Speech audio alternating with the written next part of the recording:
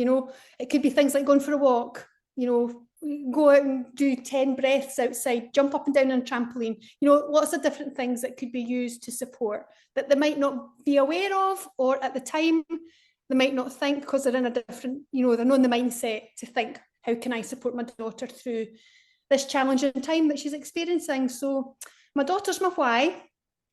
And the reason, I'm sorry, I'm totally blethering, Cuddy. I just go on a wee explanation here. Fine, I love it.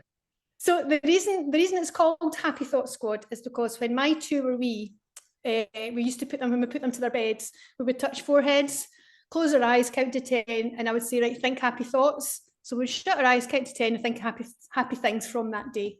And so that's where Happy Thought Squad came from. And so at the moment, I am launching at the end of May. So I'm just chatting to people like you and networking and sharing my message, and just, yeah, it's exciting. It's something totally different. I never thought when I was leaving school I would be, you know, setting up a business, setting up, you know, what I have created so far.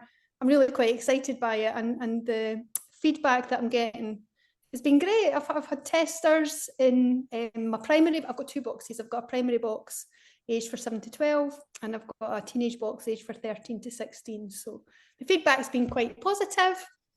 So yeah, so I think it can be a real support for families. Yeah. Thank you so much for sharing. And I know that we did I always do a little 5-minute prep before we do the podcast, but apart from that, it's all is quite fresh and live. You did say you didn't want to share anything about your daughter's story, because that's her story. So, and I think that's really admirable, by the way. Thank you so much for saying that.